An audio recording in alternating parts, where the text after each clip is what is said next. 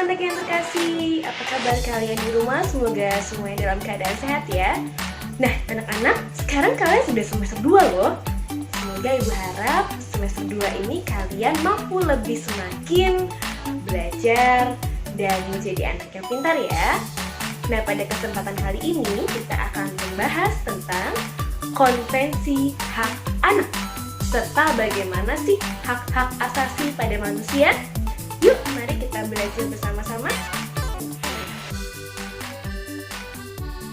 Anak-anak yang terkasih, konvensi hak anak merupakan wujud nyata atas upaya perlindungan terhadap anak supaya hidup anak menjadi lebih baik. Ya, supaya hidup anak menjadi lebih baik, maka dibuatlah konvensi hak anak. Konvensi hak anak ini pula merupakan perjanjian hukum internasional mengenai hak-hak anak. Lalu bagaimana sih hak anak tersebut? Contohnya apa saja? Mari kita belajar bersama-sama. Anak-anak yang terkasih, sebelum kalian mengenal apa saja sih tentang konvensi hak-hak anak itu, nah, kalian harus terlebih dahulu nih tahu siapa sih yang mengesahkannya, siapa yang menyetujuinya. Yang menyetujui konvensi hak anak ialah Majelis Umum Perserikatan Bangsa-Bangsa atau biasa disingkat dengan PBB yang disetujui pada tanggal 20 November 1989. Lalu, setelah PBB menyetujui, maka diberlakukanlah konvensi hak anak ini pada tanggal 2 September 1990, yaitu setelah beberapa jumlah negara yang mengesahkannya telah mencapai syarat. Ya, begitu. Lalu, apa saja sih hak-hak anak dalam konvensi hak anak ini? Yang pertama adalah hak atas kebebasan sipil. Itu apa sih, Bu? Nah, hak atas kebebasan sipil ini misalnya hak untuk memiliki identitas pribadi dan kewarganegaraan. Contohnya, kalian telah memiliki identitas sebagai warga negara Indonesia. Yang selanjutnya, hak atas lingkungan keluarga. Nah, contohnya misalnya hak untuk diasuh oleh orang tua kalian dengan penuh kasih sayang. Maka itu adalah hak atas lingkungan keluarga. Yang selanjutnya, yang ketiga itu adalah hak atas kesehatan dan kesejahteraan dasar. Misalnya, hak atas standar kesehatan tertinggi yang akan kalian dapatkan, yaitu misalnya pencegahan penyakit atau kalian disuntik imunisasi kemarin juga merupakan hak kalian sebagai anak untuk upaya pencegahan penyakit apapun begitu. Yang selanjutnya adalah hak atas pendidikan, waktu luang, serta kegiatan budaya. Contohnya apa sih, Bu? Nah, contohnya hak untuk bersekolah. Kalian memiliki hak untuk bersekolah, bermain dengan teman, itu merupakan hak untuk waktu luang, hak kalian untuk beristirahat, lalu hak kalian mengikuti kegiatan gotong royong, itu merupakan salah satu contoh kegiatan budaya ya, dan yang lain sebagainya. Baik, yang kelima, yang terakhir adalah hak atas perlindungan khusus. Hak atas perlindungan khusus ini, contohnya hak atas anak untuk mendapatkan perlindungan dari kekerasan seksual, entah itu penculikan anak, lalu kekerasan yang dialami oleh anak, begitu, ataupun penyalahgunaan narkoba. Jadi semua yang berhubungan dengan hukum biasanya. Baik anak-anak, tentunya kalian sudah tahu ya mengenai hak dan kewajiban kalian di sekolah. Sebelum ke situ, marilah kita terlebih dahulu ingat-ingat kembali tentang apa sih pengertian hak dan kewajiban di sekolah. Pengertian kewajiban di sekolah merupakan suatu keharusan yang kalian harus lakukan, yang dilakukan biasanya oleh seluruh warga sekolah, begitu. Lalu, apa itu pengertian dari hak di sekolah?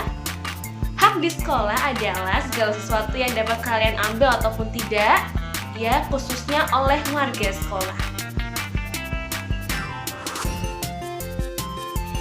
Baik anak-anak, yang berikutnya adalah tanggung jawab.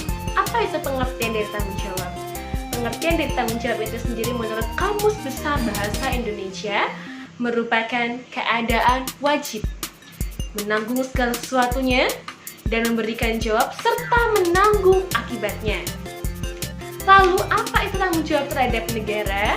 Tanggung jawab terhadap negara itu adalah melaksanakan hak serta kewajibannya sebagai warga negara Indonesia yang sesuai dengan Undang-Undang Dasar 1945 dan aturan yang berlaku lainnya.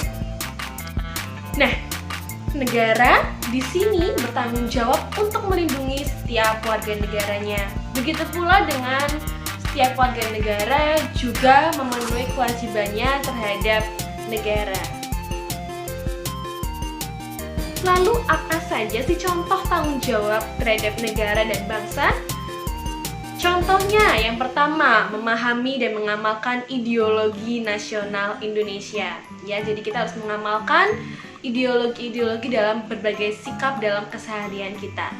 Yang kedua, menjaga nama baik bangsa dan negara. Contohnya, kalian harus mampu untuk mengharumkan nama baik Indonesia dengan berbagai macam prestasi yang kalian lakukan, gitu. Yang ketiga, menjaga persatuan dan kesatuan bangsa dan negara.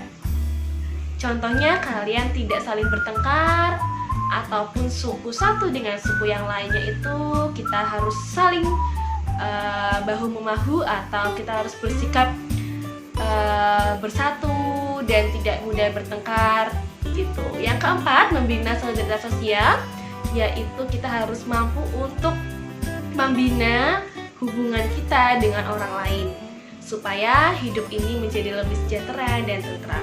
Yang kelima, meningkatkan wawasan kebangsaan, yaitu dengan kalian mampu untuk membaca buku, mempelajari segala sesuatu tentang negara Indonesia, dan lain sebagainya. Baik, setelah kita tahu tadi tentang hak dan kewajiban di sekolah, kita akan mempelajari hak-hak dalam hak-hak apa saja sih yang dimiliki oleh negara. Negara memiliki 3 hak. Ya, yang pertama hak memaksa, yang kedua hak monopoli, dan yang ketiga hak mencakup semua. Yang pertama, kita mulai dari hak memaksa. Hak memaksa itu apa sih? Hak memaksa itu merupakan hak negara untuk memaksa peraturan-peraturan yang ada di dalamnya. Contohnya, negara memiliki hukum, negara memiliki peraturan, bagi siapa saja yang melanggarnya maka akan dikenai sanksi. Nah, itu bersifat memaksa gitu. Baik anak-anak yang terkasih, yang kedua adalah hak monopoli. Apa itu hak monopoli?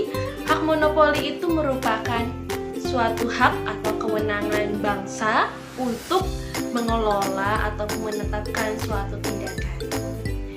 Contoh hak monopoli. Yang pertama, hak monopoli dalam menetapkan tujuan bersama dalam masyarakat. Tujuan-tujuan bersama dalam masyarakat ini biasanya tercantum dalam pembukaan UUD 1945 pada alinea keempat. Di situ ada tujuan kemerdekaan bangsa Indonesia. Contoh selanjutnya, hak monopoli adalah yang kedua, hak monopoli pengelolaan sumber daya alam, di mana negara berhak untuk mengelola sumber daya alam yang menyangkut kelangsungan hidup banyak orang.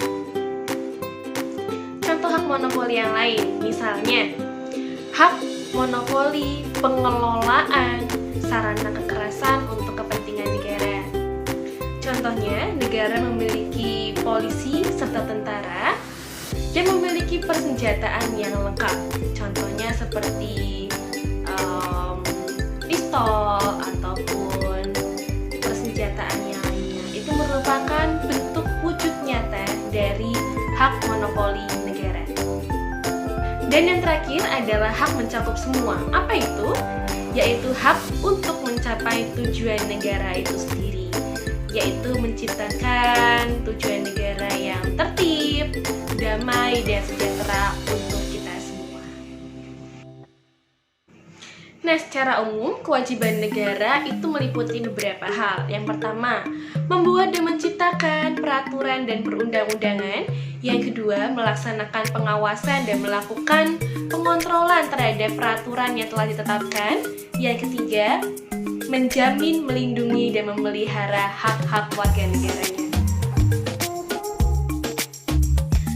Baik anak-anak, sekarang kita akan beralih ke hak asasi manusia atau yang disingkat dengan HAM. Secara umum, HAM dapat dibedakan menjadi beberapa hak, yaitu sebagai berikut. Yang pertama, hak asasi pribadi. Apa itu hak asasi pribadi? Contohnya, di mana kita bebas untuk mengemukakan pendapat dan kita juga bebas untuk memeluk keyakinan kita masing-masing. Yang kedua, ada hak asasi ekonomi. Apa itu hak asasi ekonomi? Hak asasi ekonomi itu di mana kita mempunyai hak untuk melakukan jual beli ataupun mendapatkan suatu pekerjaan gitu. Lalu, yang ketiga, contoh dari hak asasi sosial dan budaya yaitu kita mendapatkan pendidikan serta kita dapat mengikuti kegiatan budaya yang ada. Yang selanjutnya, yang keempat, ada hak asasi politik dan sipil. Seperti apa contohnya? Kita bebas dalam melakukan atau dalam memilih, ya di dalam pemilihan umum biasanya. Yang kelima, hak asasi mendapatkan perlakuan adil dalam hukum. Nah, di sini sebagai warga negara tentunya kita juga harus mendapatkan perlakuannya adil dalam hukum. Jadi tidak dibeda-bedakan gitu. Yang selanjutnya yang keenam adalah hak asasi mendapatkan perlindungan. Nah, di sini kita sebagai warga negara juga mempunyai hak untuk mendapatkan perlindungan dari negara kita. Baik, yang selanjutnya beberapa hak warga negara yang sudah diatur dalam Undang-Undang Dasar. Yang pertama, hak berkeluarga. Yang kedua, hak untuk hidup.